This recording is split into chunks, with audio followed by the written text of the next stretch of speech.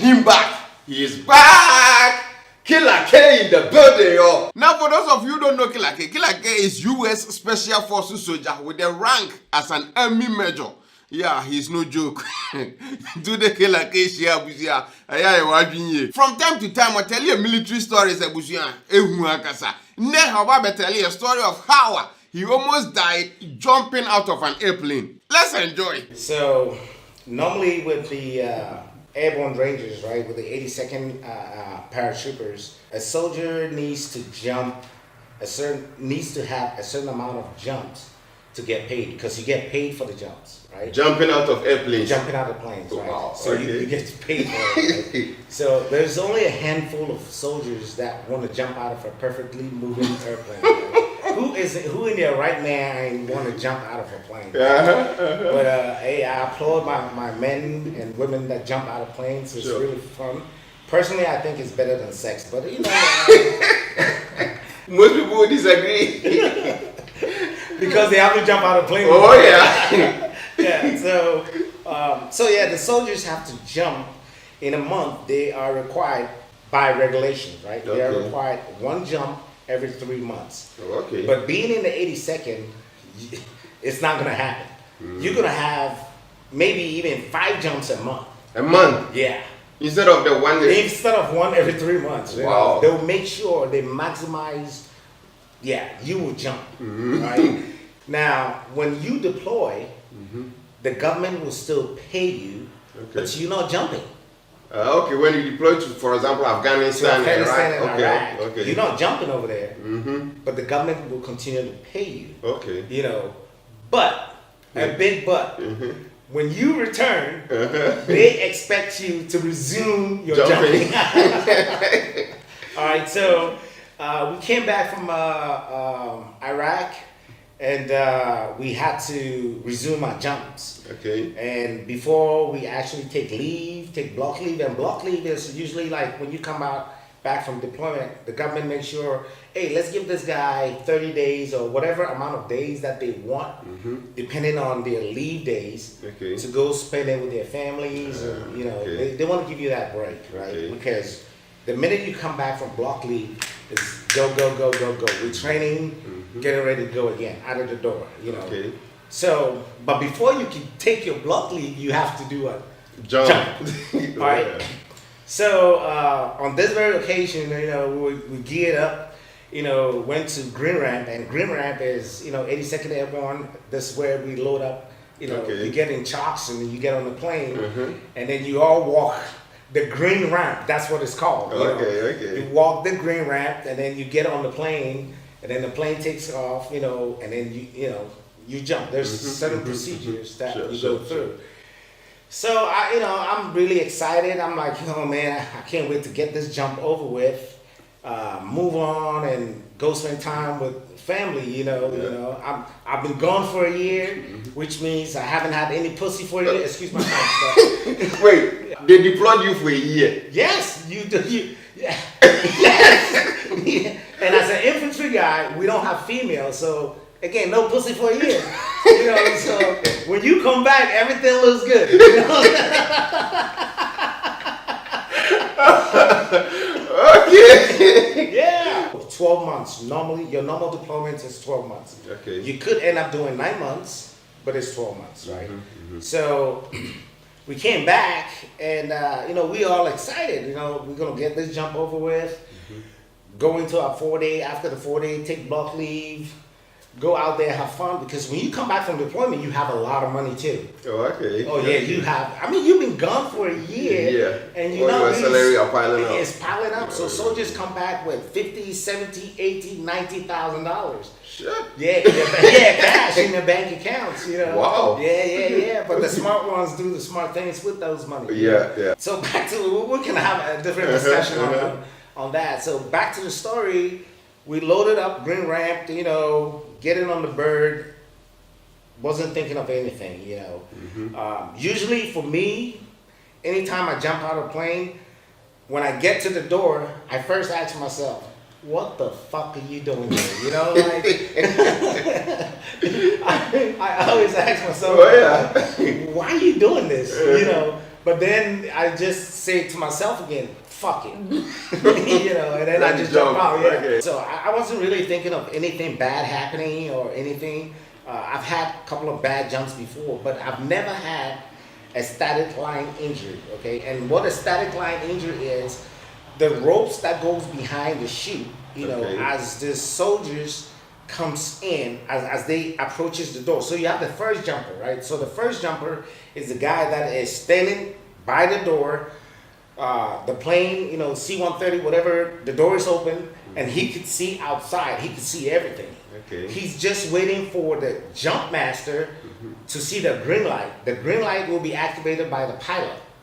All right, telling the jump master it's now safe for the jumpers to jump. Okay. All right. When the green light turns on, the jump master will turn and hit the soldier in the butt and say, "Go!" Right.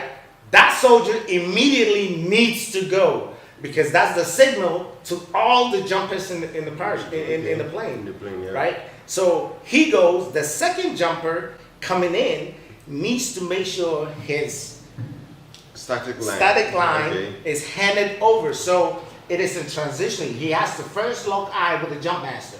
Make sure the jump master sees him. He hands it over. The jump master takes the static line before he lets go, and then he jumps. Right? But it happens that fast. You know, so if you watch the video, but you know, but each and every one have to make sure they make eye contact. Eye contact. Okay.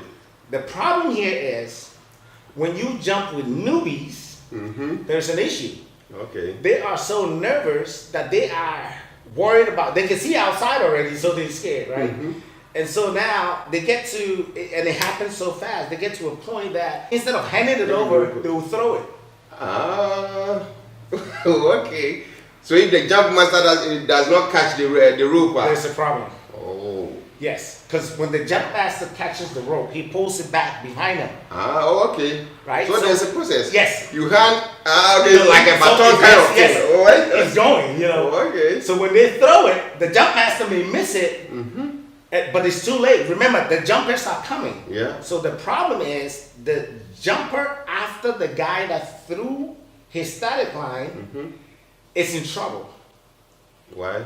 Because he threw his static line, right? So now his static line, remember, is pulled to the back.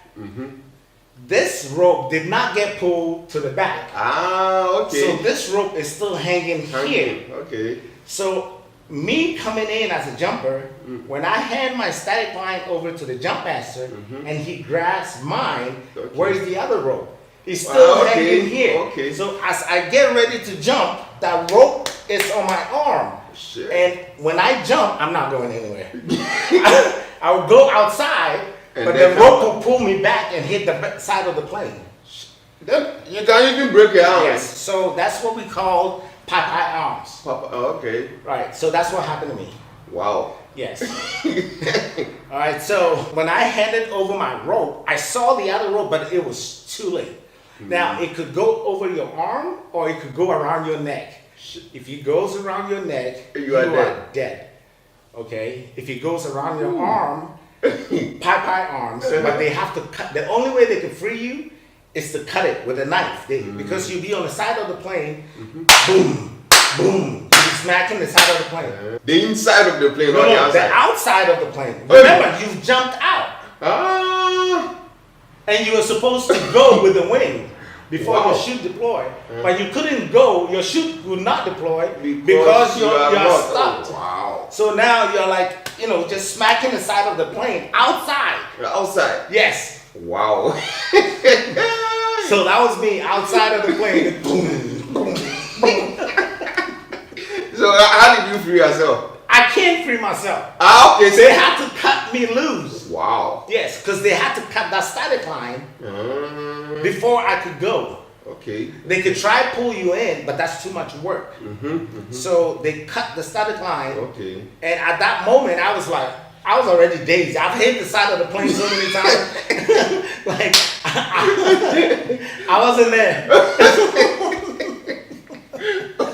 Yeah. Oh, goodness. So what happened after? So after they cut me off, and I guess I was going, and then I felt, when your chute deploy, you feel a jerk, right? So at this point, I was dazed. I passed out, right? But I woke back up when I felt the jerk. Okay. And then I quickly tried to get my cell phone and record. You are dead, you are dying and you're dying and you're trying to record, you know. So I quickly was like, man, I couldn't believe this, you know. So I went into my pockets, pulled my cell phone, I started recording. I wanted to tell my story in the air, and then I was like, oh shit, I have to land. Now there is a process to land, you know. You have to do certain things to avoid injury. Okay. And you need both hands. So I quickly have to, oh shit, either I have to throw down my phone, which is expensive, and I'm not doing that, and I have to tuck the phone in and then, you know, go through the landing procedures and land it safely. But at that time, I wasn't feeling the pain. Okay. Yeah. It was hours later, and especially the next day, it was swollen. I had that huge pie, right? Wow. Pie on the cartoon? Yeah. You see it? Okay. The cartoon. You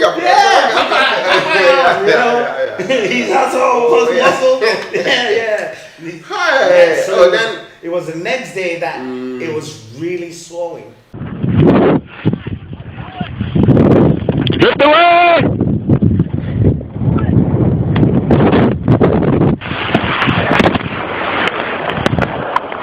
Oh yeah! That was a good jump. That guy screwed me over. The specialist.